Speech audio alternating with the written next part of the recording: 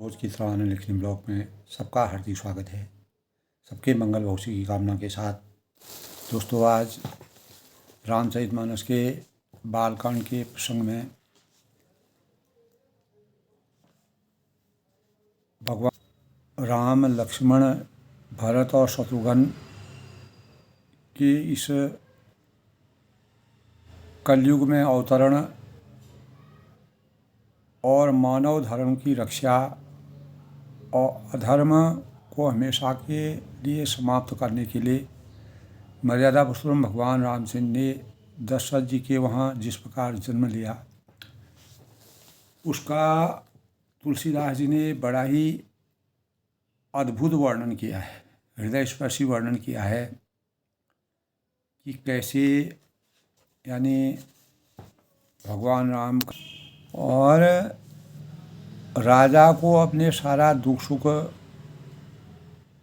जब दशरथ जी की कोई संतान नहीं थी, चौथे पन में वो आ गए थे, चौथी अवस्था में आ गए थे, तब उनको अपने जीवन में संतान प्राप्ति की अपेक्षा थी और जिसके परिणाम स्वरूप वह वशिष्ठ मुनि के पास गए और वशिष्ठ मुनि ने श्रृंग मुनि को जो है बुलाया, श्रृंगी ऋषि को बुलाया और शुभ पुत्र कामेष्टि यज्ञ कराया गया। भगवान राम, लक्ष्मण, भरत, शत्रुघ्न कैसे इस लोक में, इस पृथ्वी मंडल में अवतरित हुए, तो मुनि की भक्ति सहित आहुतियाँ देने पर अग्निदेव प्रकट होते हैं और अग्निदेव अपने हाथ में, अपने कर कमलों में हविष्यान्न खीर लिए हुए प्रकट होते हैं, क्योंकि आकाशवाणी यही हुई थी कि भगवान का अवतरण अयोध्या नगरी में दशरथ जी के घर में होगा और जिसमें कश्यप और अदिति जो है वह दशरथ और कौशल्या के रूप में अवतरण होगा। वहीं से राम, लखन, भरत, शत्रुघ्न की अवतरण की गाथा जब ब्रह्मा जी की स्तुति भगवान ने पूर्ण निष्ठा के साथ सुनी, तब भगवानों का किस प्रकार से अवतरण होता है, आकाशवाणी होती है, जिसके परिणाम स्वरूप श्रृंगी वशिष्ठ जी के शरण में राजा दशरथ जाते हैं। पुत्र की कामना उनको होती है, तब पुत्र की कामना के लिए वशिष्ठ जी ने उनको धैर्य धरने के लिए कहा और उन्हें बहुत समझाया बुझाया, कहा कि धीरज धरो, तुम्हारे 4 पुत्र होंगे तो तीनों लोकों में प्रसिद्ध और भक्तों के भय को हरने वाले होते हैं। इसलिए मर्यादा पुरुषोत्तम भगवान राम जी 14 साल का वनवास लेने के बाद यह दृढ़ निश्चय किया था, जब तक इस पृथ्वी से, इस धरती से जब तब राक्षसों का अंत नहीं करूँगा, तब तक मैं चैन की सांस नहीं लूँगा, यानी मेरा जीवन व्यर्थ होगा। तो संकल्प शक्ति के परिणाम स्वरूप भगवान ने अपना अवतरण लेकर के तब ऋषि वशिष्ठ जी ने श्रृंगी ऋषि वशिष्ठ बुलावा, पुत्र काम शुभ यज्ञ करावा। तो पहले उसमें दोस्तों यज्ञ में इतनी पराकाष्ठा थी और जब यज्ञ तप और साधना से मानव किस प्रकार से अपने जीवन को चरितार्थ करता है, भगवान की महिमा थी। जो कार्य आज विज्ञान कर रहा है वह भगवान कर देते थे। सृष्टि की रचना के लिए जब इस धरती पर अत्याचार, अहंकार, बुराइयां बढ़ने लगी, जब बुराइयां असीमित हो गई, तब भगवान ने जो है उसको विज्ञान के रूप में जो है मानव चेतना को जगाने का प्रयास किया। तो श्रृंगी ऋषि वशिष्ठ बुलाया, पुत्र काम शुभ यज्ञ कराया और शुभ पुत्र कामेष्ट यज्ञ कराया और भगति सहित मुनि आहुत दीने, प्रकटे अग्नित सरु कर दीने। तब मुनि ने भक्ति सहित आहुतियाँ देने पर अग्निदेव हाथ में हविन्यास खीर लिए हुए प्रकट हुए। जो वशिष्ठ कछु हृदय विचारा, सकल काज भा सिद्ध तुम्हारा, यह हवि बाँटी देहु नृप जाई। तब वशिष्ठ मुनि ने तब दशरथ जी से वशिष्ठ मुनि बोले कि हृदय में जो कुछ तुमने सोचा था, विचारा था, और तुम्हारा यह सब काम आज सिद्ध हो गया है। और हे राजन, तुम जाकर इस हविन्यास यानी जो पायस है, इस पायस को जिसको जैसा हो, जिस रानी को जैसा हो उसी अनुसार से उनका विभाजन कर दो, बाँट दो। तदंतर अग्निदेव सारी सभा को समझाकर, तब अग्निदेव जो है प्रकट होते हैं, सारी सभा को समझाकर अंतर ध्यान हो गए और राजा परमानंद में मग्न हो गए और उनके हृदय में हर्ष की अनुभूति हो गई, अपार हर्ष का विराजमान हो गया। तो तब कहा है, तबे ही राय प्रिय नारी बुलाई, कौशल्यादि तहाँ चली आई। सबसे बड़ी मर्यादा पुरुषोत्तम भगवान राम जी की माता कौशल्या थी, जिनसे उन्होंने जन्म लिया था। अर्धभाग कौशल्यादि दीनी, अभय भाग आधे कर ली कीना। तब उसी समय राजा ने अपनी प्यारी पत्नियों को बुलाया और कौशल्या आदि सब रानियां वहाँ आईं और राजा ने पायस का आधा भाग कौशल्या जी को दिया और शेष आधे के 2 भाग किए और वह उनमें से एक भाग राजा ने कैकेयी को दे दिया जो भरत जी की माता थी, और शेष जो बचा रहा उसके फिर 2 भाग हुए और राजा ने उनको कौशल्या और कैकेयी के हाथ रखकर, अर्थात उनकी अनुमति लेकर और उनकी सलाह लेकर के इस प्रकार उनका मन प्रसन्न करके सुमित्रा को दे दिया। तो सभी का राजा के आज्ञा के अनुसार, राजा की सीख के अनुसार और जो पुत्र कामेष्टि की कामना थी, राजा की पूर्ण करने के भावों का संचार किया।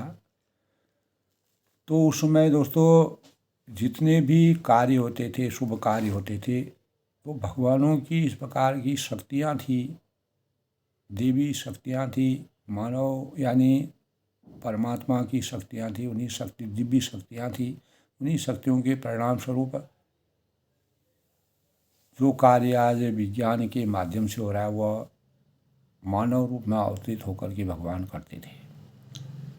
लेकिन विज्ञान भी आज दोस्तों, जब विज्ञान पूर्ण रूप से कोई विज्ञान का आविष्कार हम करते हैं, अंतोगत्वा हम परिकल्पना या प्रार्थना भगवान से करते हैं कि हमने जो अनुसंधान किया है, जो आविष्कार किया है, जो नई चीज़ बनाई, इसमें परमात्मा का आशीर्वाद सर्वोपरि है। तो हो यही सुई जो विधि रच राखा, को करी तरक बड़ा वही शाखा। भगवान की रचना के विरुद्ध कोई भी काम नहीं हो सकता है और बिना परमात्मा के आशीर्वाद के यह सृष्टि नहीं चल सकती है। तो यही विधि गर्भ सहित सब नारी, तब इस प्रकार सब स्त्रियां जो हैं परमात्मा के आशीर्वाद से, यानी मुनि वशिष्ठ जी और श्रृंगी ऋषि के जिन्होंने पुत्र कामेष्टि यज्ञ किया, तो सभी माताएं जो हैं वह गर्भवती हो गई और हृदय में बहुत हर्षित हुई राजा की रानियां, और उन्हें बड़ा सुख का अनुभव हुआ। जिस दिन श्री हरि लीला से ही गर्भ में आई, तब लोक में सुख और संपत्ति छा गई, चारों ओर की छवि निराली हो गई। मंदिर ता सब राजई रानी, शोभाशील तीर्थ खानी। सुख जुत कछुक काल चली गया हूँ, यही प्रभु प्रगट सो अवतार भय हूँ। तो शोभाशील और तेज की खान बनी हुई सब रानियां महल में सुशोभित हुई और इस प्रकार कुछ समय सुखपूर्वक बीता और वह अवसर आ गया जिससे प्रभु अब प्रकट हो रहे हैं। तो जोग लगन ग्रह बार तिथि सकल भे अनुकूल, चर और अचर हर्ष जुतो राम जन्म सुख में। तो योग है, लग्न है, ग्रह है, बार है और तिथि है, सभी अनुकूल हो गई। प्रतिकूलता भी अनुकूलता में परिवर्तित होगी, क्योंकि परमात्मा की पवित्रता पूरे पृथ्वी मंडल में, पूरे आभा मंडल में इस प्रकार से विराजमान हो गई। और जड़ और चेतन सब प्रसन्नता के मारे, हर्ष के मारे अपार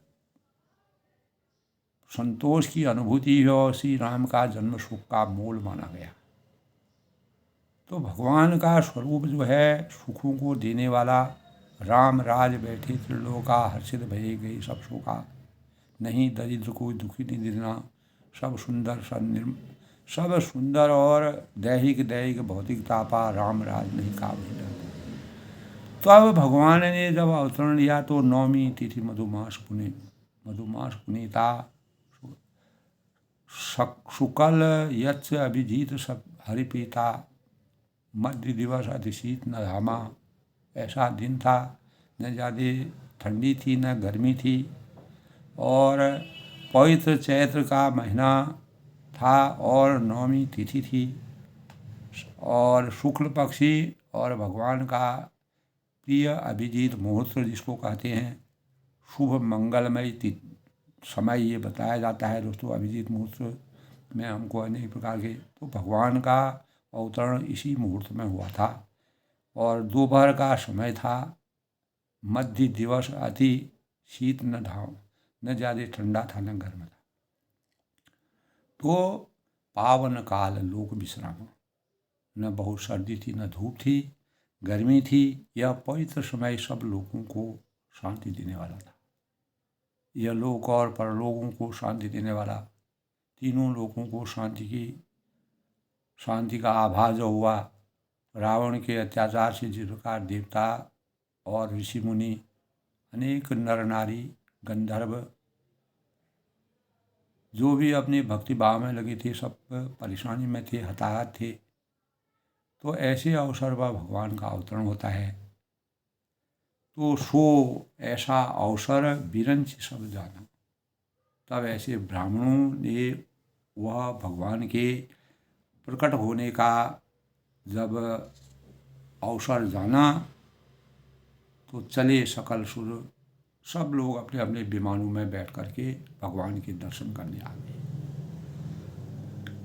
तब ऐसे अवसर पर गगन विमल संकुल सुर जो था, गावहीं गुण गंधर्व वरु था, और निर्मल आकाश देवताओं के समूह से भर गया, और गंधर्वों के दल गुणों का गान करने लगे और प्रशंसा करने लगे। चारों ओर का वातावरण सुशोभित और वातावरण परिवर्तन हो गया। तब बरसई सुमन सुअंजलि साजी, और ऐसे शुभ अवसर पर परमात्मा का जो अवतरण हो रहा है, तो अंजलियों में सजा सजा कर पुष्प बरसाने लगे और उनका नमन करने लगे, वंदन करने लगे, भगवान का स्वागत करने लगे, और गाय गगन दुंदुभी बाजी। तब आकाश में अनेक प्रकार के नगाड़े बाजे, शुभ मंगल गान होने लगे, परमात्मा की स्तुति होने लगी। स्तुति करें नाग मुनि देवा। तब नाग हैं, मुनि हैं, देवता हैं, स्तुति करने लगे और बहुत प्रकार से अपनी सेवा और उपहार भेंट करने लगे। तो इस प्रकार भगवान का जब अवतरण होता है, तो ऐसे अवसर पर राजा को अपार, जो राजा के अंतःकरण में जो सोचा था, मनोवांछित फलों की कामनाओं की पूर्ति हुई। और ऋषि मुनि भी दोस्तों देवता के अवतारी कहलाते थे, और वशिष्ठ जो है उनके कुलगुरु थे। जब कोई भी कार्य, शुभ कार्य होता है अशुभ कार्य होता है तब कुल गुरु के शरण में जाया जाता है। कुल गुरु हमको रास्ता बताता है, उस समय की प्रथा थी ये। तो सुर समूह विनती करी पहुँचे निज निज धाम, जग निवास प्रभु प्रगटे अखिल लोक विश्राम। तब देवताओं के समूह पूरे झुंड के झुंड में, समूह के समूह में भगवान का विनय वंदन करने के लिए, स्तुति करने के लिए अपने अपने लोकों से निकले और जगदीश्वर भगवान, त्रिलोकीनाथ भगवान, अंतर्यामी सच्चिदानंद श्री राम के समस्त लोगों को शांति देने वाले जो हैं, जगत के जो आधार हैं, और ऐसे देवता, ऐसे ब्रह्म प्रकट होते हैं जिनकी सेवा में अनेकों देवी देवता, नर नाग गंधर्व ऋषि मुनि और ब्रह्मा विष्णु महेश हमेशा सेवारत रहते हैं। ऐसी कृपा निधान का अवतरण त्रेता युग में राजा दशरथ जी के वहाँ होता है। तो इस प्रसंग को आगे कैसे भगवान प्रकट होते हैं और किस प्रकार का परिवेश होता है, भगवान आगे क्या क्या करते हैं, परमात्मा की कृपा किस प्रकार से बरसती है, भगवान इस संसार में क्यों अवतरित होते हैं, क्या आवश्यकता होती है, धर्म की हानि होने से भगवान धर्म की रक्षा करने के लिए कैसे विराजमान होते हैं। तो तुलसीदास जी ने बड़े ही हृदयस्पर्शी ढंग से स्वरूप से इसका वर्णन किया है। तो इससे पहले दोस्तों आज के शुभ पंचांग के भावों की का प्रसंग है। तो आज दोस्तों, आज यानी 4 फरवरी 2025 और माघ माह के शुक्ल पक्ष की आज सप्तमी तिथि और विक्रम संवत 2081 शक संवत 1946 और सूर्य जो है उत्तरायण और सप्तमी तिथि आज दोस्तों 4:37 तक रहेगी। चंद्रमा आज मेष राशि में प्रवेश करेंगे। अश्विनी नक्षत्र का संयोग है आज। और 5 फरवरी को 2:30 तक सप्तमी तिथि है, यानी 2:30 पर अपराह्न वह समाप्त हो जाएगी। शिशिर ऋतु है। आज के शुभ मुहूर्त की बात करें तो आज दोस्तों मंगलवार का दिन है। शुभ मुहूर्त 12:18 से अभिजीत मुहूर्त शुरू होगा और 1:02 तक। अमृतकाल 3:02 से 4:33 तक अपराह्न। ब्रह्म मुहूर्त 5:32 से 6:20 तक। और राहु काल आज का दोस्तों 3:09 से अपराह्न 4:30 तक। इस दौरान किसी भी शुभ कार्य को करना पड़े। और आज सूर्योदय दोस्तों 7:09 पर होगा और सूर्यास्त 6:52 तक। चंद्रोदय आज 10:55 तक होगा और चंद्रास्त जो है 12:19 तक। अयन यानी उत्तरायण का चल रहा है। उत्तरायण, सूर्य उत्तरायण में रहेंगे। आज दोस्तों हनुमान जी की का दिन है। मंगल को जन्मे मंगल ही करने, मंगलमयी भगवान जय हनुमान। तो मंगलवार की प्रकृति उग्र होती है और यह दिन हनुमान जी को समर्पित है। हनुमान जी को अष्ट सिद्धि 9 निधि के दाता असबर दीन मोहि जानकी माता। भगवान रामचंद्र ने हनुमान जी को 8 सिद्धि अरिणा, महिमा, गरिमा, महिमा और प्रकाम्य, तो ये जो है 8 प्रकार की जो सिद्धियां भगवान ने उनको प्राप्त की थी। इसी के परिणाम स्वरूप अष्ट सिद्धि 9 निधि के दाता असबर दीन मोहि जानकी माता राम रसायन तुमरे पासा सदा रहो रघुपत की दासा। तो मंगलकारी परिणाम प्राप्त करने के लिए मंगलवार का व्रत उपवास रखना श्रेयकर माना गया है। मंगल को हनुमान चालीसा का पाठ करना, हनुमान जी का स्मरण करना। हनुमान जी ब्रह्मचर्य का जीवन यापन जिन्होंने किया था, शांति के संचार का यह दिन हनुमान जी की पूजा, प्रार्थना, अर्चना, हनुमान चालीसा का पाठ करना, उत्तर यानी सुंदरकांड का पाठ करना, हनुमान जी को खुश करने, क्योंकि हनुमान ते परसा कर पुण्य की प्रणाम, राम काज की ने बिना मोहि कहाँ बिसरा। तो हमेशा मन वचन मनसा वाचा करुणा से जो भगवान की आसक्ति में हमेशा उनका ध्यान भगवान के चरणों में लगा रहा, तो उपासना हनुमान जी को लड्डू का भोग लगाना चाहिए, बेसन के लड्डू, और फल भगवान को अर्पण करने चाहिए। हनुमान फलों के वानर जाति होने के कारण फल उनको बहुत ही भाते हैं। शुभता, शुचिता, कुशलता, मंगल भवन अमंगलहारी, उमा सहित जय जपत पुरारी, दीन दयाल विसंवारी, हरहु नाथ मम संकट भारी। तो मंगल को जो जानते हैं, मंगल ही करते हैं, और मंगलमय भगवान, मंगल का मतलब होता है कुशल, अमंगल को मंगल में परिवर्तित करने की भाव जो है हनुमान जी में विराजमान है। राम रसायन तुमरे पासा सदा रहो रघुपत की दासा, तुमरे भजन राम को भावे, जन जन की दुख सिरावे। श्री गुरु चरण सरोज निज मन मकुर सुधार, वर्णो रघुबर विमल जसो जो दायक फलचार।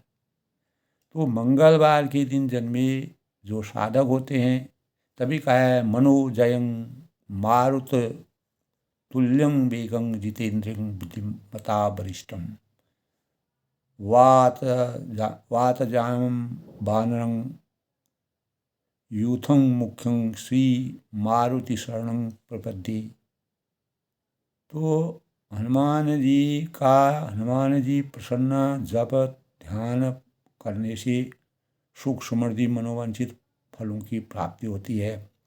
मंगलवार के दिन जन्मे जो भी साधक होते हैं वह अत्यधिक वफादार होते हैं, कृतज्ञ होते हैं, भरोसेमंद होते हैं। इसीलिए हनुमान जी जो है भरोसेमंद थे। मर्यादा पुरुषोत्तम भगवान राम जी उनका दूत बनाया। तो ज्येष्ठ माह के मंगलवार के दिन ही भगवान श्री राम और हनुमान जी की मुलाकात ब्राह्मण वेश में भगवान हनुमान जी को मिले थे। इसी कारण इस माह को पढ़ने पर बड़े मंगल के रूप में यह माह मनाया जाता है। हनुमान जी की पूजा अर्चना और स्तुति की जाती है, और भगवान ने जिस प्रकार से लंका में द्वेष करके अनेक राशियों का अंत किया, तो मंगल ग्रह जो है वह प्रबल ग्रह माना गया है। और मंगल ग्रह का शास्त्रों में बड़ा रहस्य है। हनुमान चालीसा का और सुंदरकांड का पाठ इस दिन अवश्य करना चाहिए। और किसी पश्चिम दिशा को में गमन करना, यात्रा करना परहेज करना चाहिए दोस्तों इस दिन। और नमक का सेवन नहीं करना चाहिए मंगलवार के व्रत के दिन, उपवास के दिन। तामसी भोजन से पूर्ण रूप से परहेज करना चाहिए। मेष और वृश्चिक राशि के स्वामी मंगल माने गए हैं, और हनुमान जी की पूजा उपासना से मंगल दोष हमारे जीवन में समाप्त होते हैं। विनोद और अनेक प्रकार के आमोद विनोद के कार्य बनते हैं। हनुमान जी ने पहली बार राम मर्यादा पुरुषोत्तम भगवान राम जी यानी श्रृंगवेरपुर पर्वत पर ब्राह्मण के रूप में उनके दर्शन किए थे, उनसे मुलाकात की थी। और निष्काम भक्ति, किसी प्रकार की इच्छा से रहित निस्वार्थ भाव से अटूट विश्वास और पूर्ण निष्ठा के साथ भगवान को अपना जीवन समर्पित किया था, ईश्वर के प्रति समर्पित। और अपने भक्ति की सहायता से तुरंत ही कार्य को करना। और इसीलिए हनुमान जी रामचंद्र जी की कृपा के कारण आज भी कलयुग में भी साक्षात रूप में प्रकट विराजमान है, ऐसा हमारे शास्त्र बताते हैं। ऐसा हमारे वेद शास्त्रों में जब तक सृष्टि रहेगी तब तक हनुमान जी का इस अवतरण रहेगा, ऐसे भाव मिलते हैं। तो हनुमान जी के बारे में तब कहा है, पुर रखवारे देख बहु कवि मन कीन विचार, अति लघु रूप धरू निशी नगर करूं परेशान। तो जब लंका में प्रवेश कर रहे थे तो उन्होंने अपने शरीर को किस प्रकार से भगवान राम सिंह की कृपा से अपने शरीर को कवि मन की अति छोटा सा लघु रूप बना करके वह रात के समय में नगर में प्रवेश किया। जब सीता जी का की खोज करने लगी तब उन्होंने क्या किया, मशक समान रूप का भी धरी। सुंदरकांड में बताया गया है कि मशक समान रूप का भी धरी, लंकई चलूं सुमिर न रही, नाम लंकनी एक निशिचरी, सो कहाँ चले से मोहि निंदरी, जाने हूँ नहीं मरम सुठ मोरा, मोर आहार जहाँ लगी चोरा, मुठिका एक महाकवि हनी, रुधिर बमर धरनी थनमनी। इस प्रकार से राक्षसों का उन्होंने अंत किया। पुण्य संभार उठी सो लंका, जोर पान कर विनय शशंका, जब रावणी ब्रह्म वर दीना, चलत बिरंची कहा मोहि चीना, विकल हो ते कपिके सारे मारे, तब जाने हो निश्चर संघारे, तात मोर अति पुण्य बहुता, देखो नैन राम कर दूता। तो रामचंद्र के दूत बन करके भगवान राम ने रामचंद्र की सामर्थ्य दी। तो तभी का है, तात स्वर्ग अपवर्ग सुख धैर्य तुलाई कहूँ, तुलनता ही सकल मिली, जो सुख लव सतसंग। तो हनुमान जी की दोस्तों अनेक प्रकार की इस प्रकार के भाव सुंदरकांड में है। प्रवेश नगर की जय सब काजा, हृदय रा कौशलपुर राजा, हृदय रा कौशलपुर राजा, गरल सुधार बुकुरे मिताई, गोपद सिंधु अनल सिधलाई। तो हनुमान जी की यह महिमा है, गोपद सिंधु अनल सिधलाई, गरुड़ समीर रेणु समताही, राम कृपा कर चितवा जाई, अति लघु रूप धरे हनुमाना। तो हनुमान जी की महिमा जो है वह भगवान इतने महिमा किस प्रकार से मर्यादा वस्तु भगवान राम जी हनुमान जी को इतना बलशाली बनाया। तभी कहा है, अति लघु रूप धरे हनुमाना, बैठा नगर सुमिर भगवाना। जब लंका में वह प्रवेश करते हैं, मंदिर मंदिर प्रतिकर सोधा, देखिए जहाँ तहाँ अग्नि जो था। तो एक आदमी और पूरा विशाल जो देश है उसमें वह प्रवेश करते हैं। असंख्य मात्रा में जो वहाँ पर हैं उनका सामना करते हैं। गयो दशानन मंदिर माही, अति विचित्र कहीं जान न नाही, सैन की दशकंदर शयन किए देखा कभी ते ही। जब रावण को उन्होंने सोते हुए देखा तो मंदिर मोह का दीख वह ही, भवन एक मुनि दीख सुहावा, हरि मंदिर था भिन्न बना। तब विभीषण जी का के दर्शन उनको होते हैं, उनका मंदिर उनको दिखता है कि इस राक्षसी माया में भगवान का मंदिर, भगवान को स्मरण करने वाला यहाँ कौन पैदा हुआ है। तब उन्होंने कहा उस मंदिर में क्या लिखा था, क्या था उस मंदिर का वर्णन, रामायुध अंकित ग्रह, रामायुध अंकित ग्रह शोभा बरन लाई। तुलसीदास ने वर्णन किया है, नव तुलसी का वृंद तहों देख हरस कर। वहाँ पर सुंदर तुलसी के वृक्ष लगे हुए थे। तुलसी पावन, हमारे हृदय चिंतन को जो पावन करती है तुलसी। रामायुध अंकित ग्रह, राम का नाम लिखा हुआ वह ग्रह था। विभीषण जी की कुटिया थी, उसमें राम का नाम लिखा हुआ था, शोभा बरन जाए। और उसके चारों तरफ भगवानों का नाम के साथ तुलसी की वाटिका लगी हुई थी। तो अब उन पेड़ों को, उन तुलसी के पेड़ों का दर्शन करके हनुमान जी के अंतःकरण में अपार सुख की अनुभूति हुई। तब उन्होंने कहा, लंका निशिचर निवार निवासा, यहाँ कहाँ सज्जन कर वासा। ये तो राक्षसों का वास है, यहाँ पर सज्जन की तरह ऐसा भगवान का नाम लेने वाला कौन है। तो मन मोह तरक कहे कभी लागा, तेई समय विभीषण जागा। तब ऐसे अवसर पर विभीषण जागते हैं और हनुमान जी से विभीषण का संवाद होता है, अपना परिचय देते हैं, एक दूसरे के आचार विचार मिलते हैं, भावना मिलती है।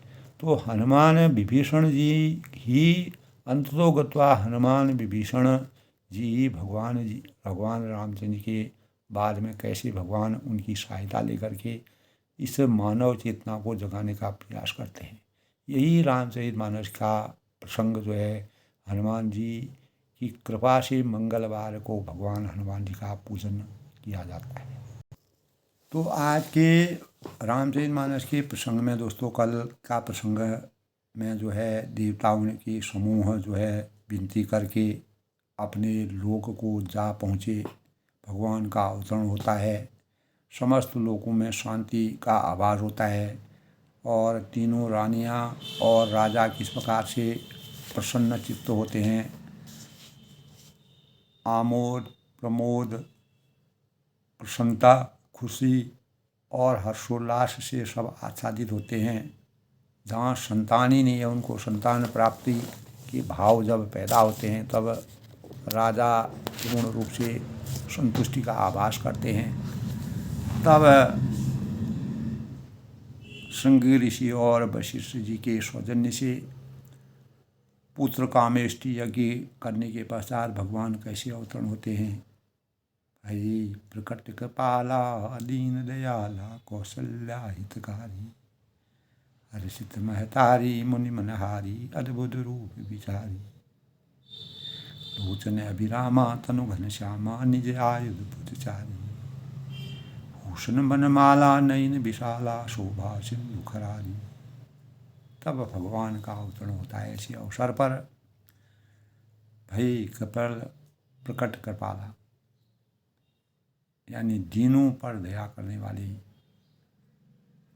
कौशल्या जी के हितकारी, कौशल्या जी के अंतःकरण को आनंदित करने वाले कृपालु प्रभु भगवान श्री राम जी का प्रकटीकरण होता है, अवतरण होता है। हर्षित महतारी मुनि मनहारी अद्भुत रूप विचारी, मुनियों के मन को हरने वाले और अद्भुत रूप का विचार करने माता हर्ष से भर गई, जिसके परिणाम स्वरूप हर्षित महतारी मुनि मन हारी अद्भुत रूप विचारी, लोचन अभिरामा तनु घनश्यामा निज आयुध भुजचारी।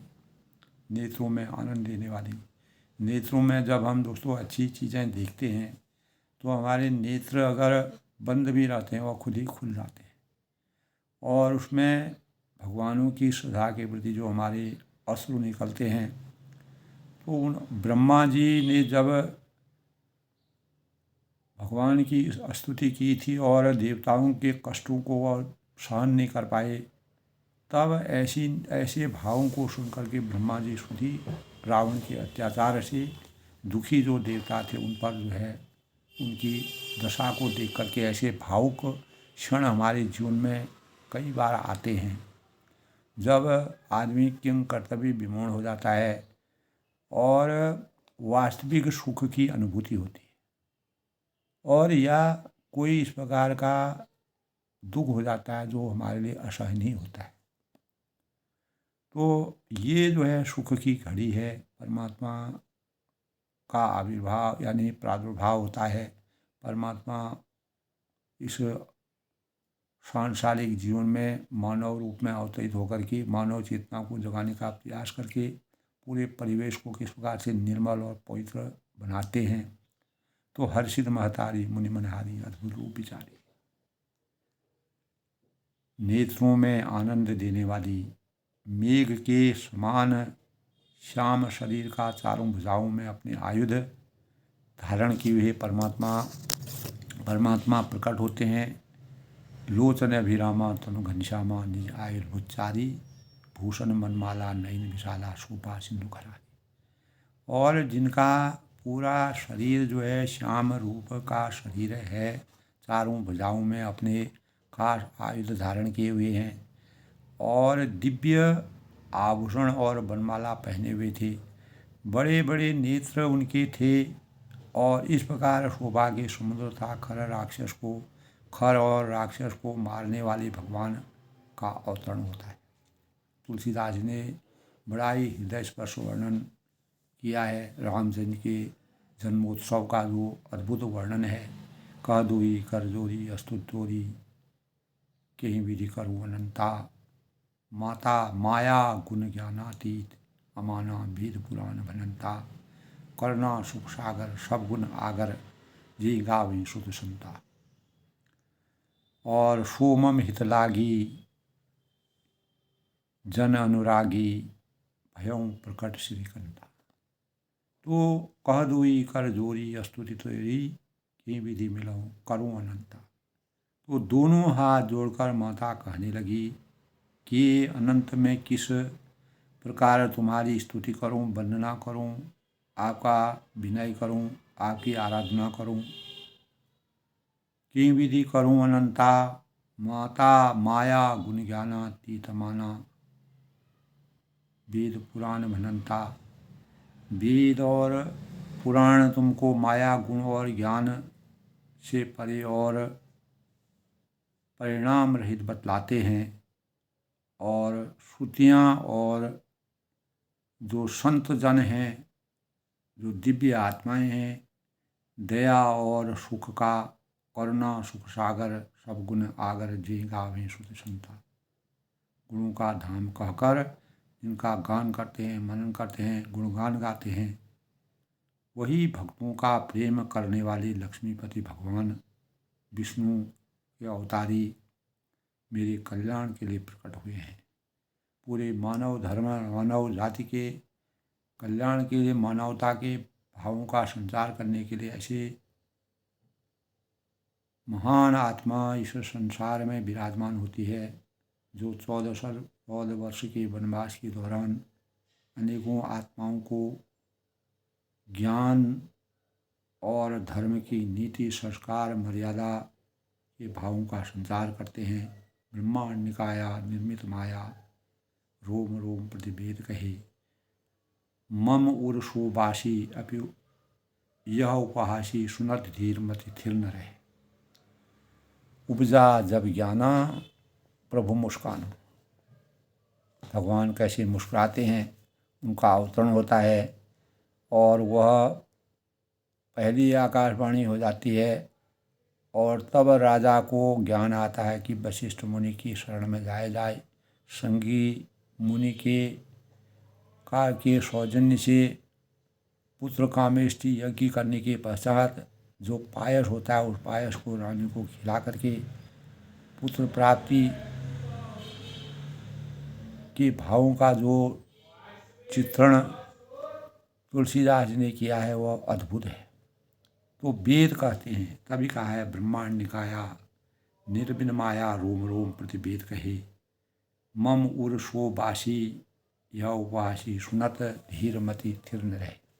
तो वेद शास्त्र कहते हैं कि तुम्हारे प्रत्येक रोम में माया के रचे हुए अनेकों ब्रह्मांडों के समूह पूर्ण रूप से विराजमान हैं और वे तुम मेरे गर्भ में, तुम हमेशा मेरे गर्भ में विराजमान रहो। इस हंसी की बात की सुनते हुए धीर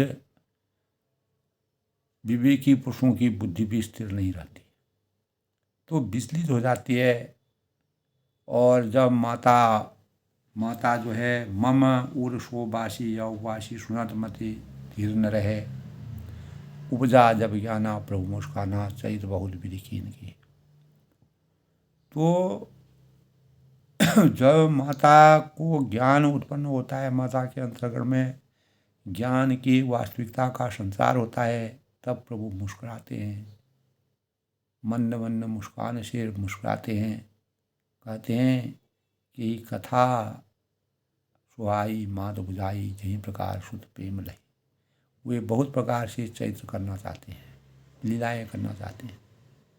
अतः उन्होंने पूर्व जन्म की सुंदर कथा कहकर माता को समझाया बुझाया, जिससे उन्हें पुत्र का वात्सल्य प्रेम प्राप्त हो। और भगवान के प्रति पुत्र भाव हो जाए। परमात्मा के प्रति परमात्मा ने सोच करके वह पुत्र के रूप में उनको माने। भगवान ने अपनी माता को विराट शरीर भी दिखाया। तब वह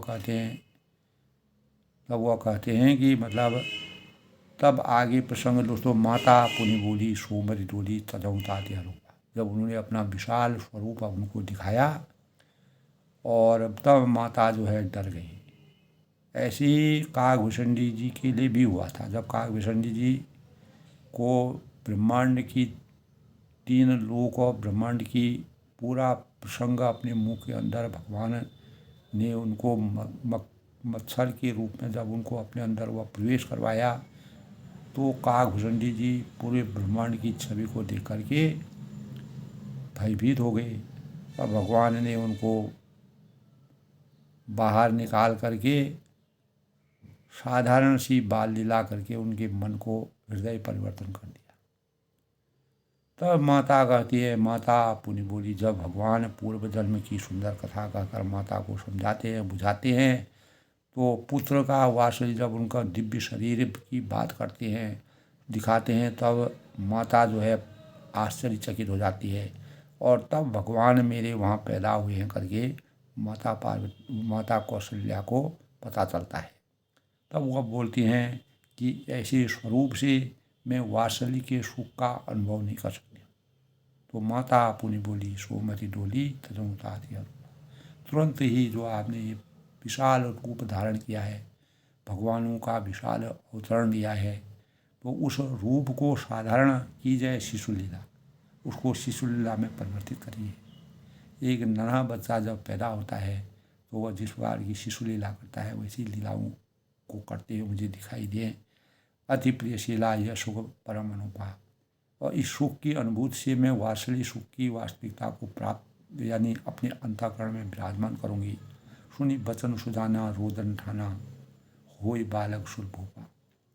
यह सुख परम अनुपम मेरे लिए होगा। माता का यह वचन सुनकर देवताओं के स्वामी सुजान भगवान ने बालक रूप होकर रोना शुरू किया। और जब वह बालक के रूप में अवतीर्ण हुए, तो जिस प्रकार से एक नन्हा बालक पैदा होता है, उसी प्रकार से वह रोने लगे। तब कहते हैं, यह चरित्र जो गावी हरि पद पावी तेन परे भवकूपा।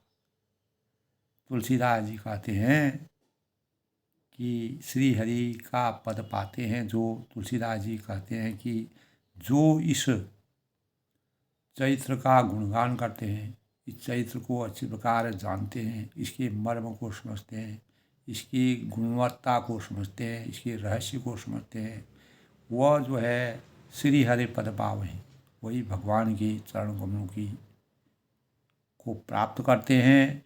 और फिर संसार रूपी कृपा यानी संसार रूपी कूप से तेन परई भवकूपा, संसार रूपी कूप से बंधनों से बंधन मिट करके वो हमेशा मोक्ष की प्राप्ति करने में समर्थवान रखते हैं। भगवान के दर्शन हो जाते हैं और इहलोक और परलोक उनका समर्थवान हो जाता है। विप्रधेन सुरसंत हितौ कीन मनुज अवतार निज इच्छा निर्मत तनु माया गुण रूपा। तो ब्राह्मण निज धेनु सुरसंत हित, ब्राह्मण है, गौ है, देवता है, और संत के लिए भगवान मनुष्य का अवतार लेते हैं। क्यों लेते हैं? क्योंकि निज इच्छा निर्मित माया गुण रूपा, अज्ञानमयी मलिना अज्ञान रूपी अंधकार से ज्ञान रूपी प्रकाश को संचार करने के लिए, और माया और उसके गुण सत रज और तम, सतोगुण रजोगुण तमोगुण को हमेशा के लिए, सतोगुणों की कल्पना के लिए, रजोगुण और तमोगुणों को समाप्त करने के लिए, अन्याय अधर्म अत्याचार को समाप्त करने के लिए, अनीति को समाप्त, धर्म की स्थापना के लिए और अधर्म के समाप्त करने के लिए। तो निज इच्छा निर्मित तनु माया गुण गोप्यार, बाहरी तथा भीतरी इंद्रियों से परे हैं। उनका दिव्य शरीर जो है, विशाल शरीर जो है, अपनी इच्छा से ही बना है और किसी कर्म बंधन से परवश होकर त्रिगुणात्मक भौतिक पदार्थों के द्वारा नहीं बना है।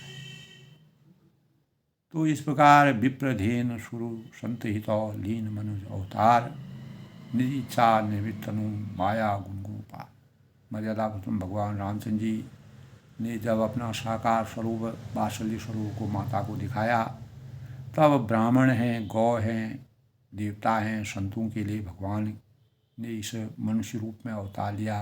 राजा दशरथ के वहाँ भगवान ने इसलिए जन्म लिया कि वह लोक कल्याण के लिए और किसी माया मोह बंधनों में फंसने के लिए नहीं किया।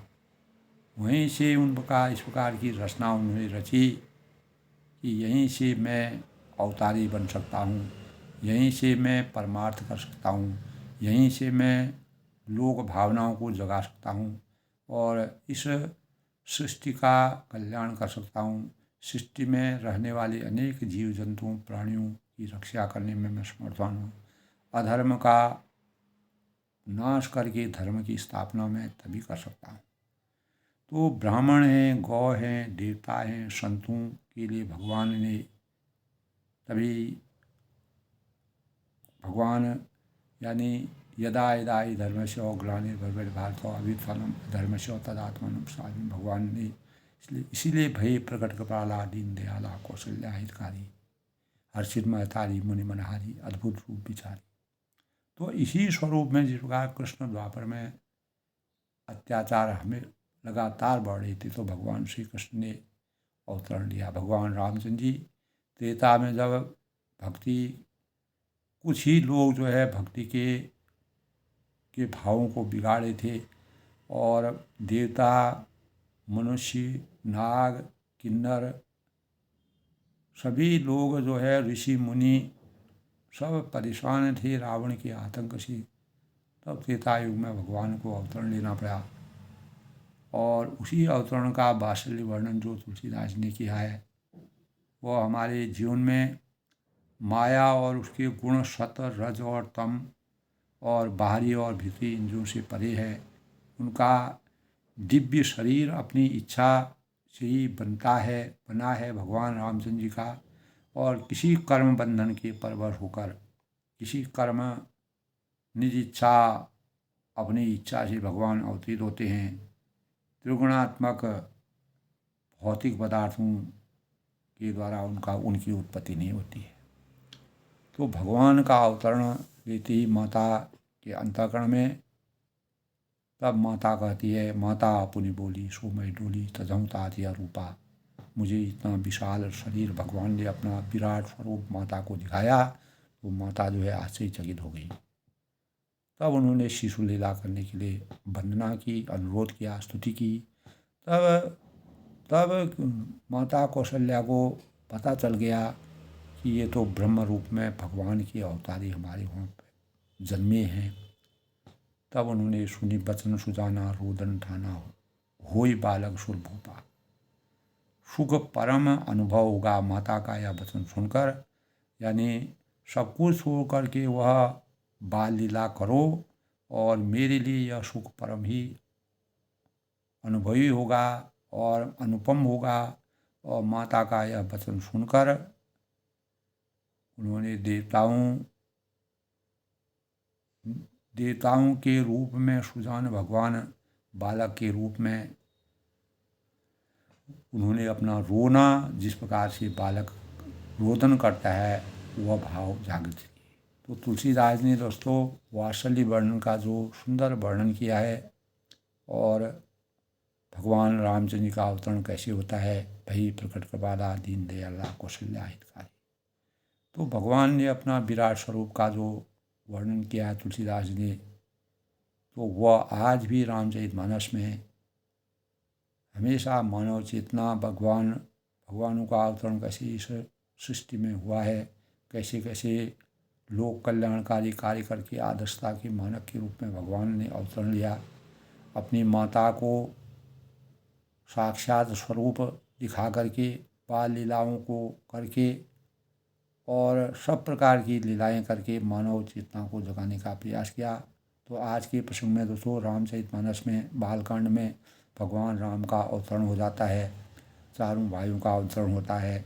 आगे का प्रसंग कल अपनी वाणी को विराम देते हुए मैं भगवान के इस रहस्यमय जीवन जो तुलसीदास जी ने वर्णन किया है, तो मन वचन और कर्म से अगर हम भगवान पर आस्था रखते हैं, भाव रखते हैं, श्रद्धा रखते हैं, तो हमको घर बैठे भगवान के दर्शन हो सकते हैं। हम कैसे भी भगवान को प्राप्त कर सकते हैं। निर्मल मन, निर्मल तन, निर्मल सोच और निर्मल विचार, निर्मल सुख की अनुभूति हम कर सकते हैं। तो सबके मंगल भोज की कामना के साथ मर्यादा पुरुषोत्तम भगवान रामचंद्र जी का आशीर्वाद सभी पर बना रहे। सब लोग सुखी रहें, खुश रहें, प्रसन्न रहें।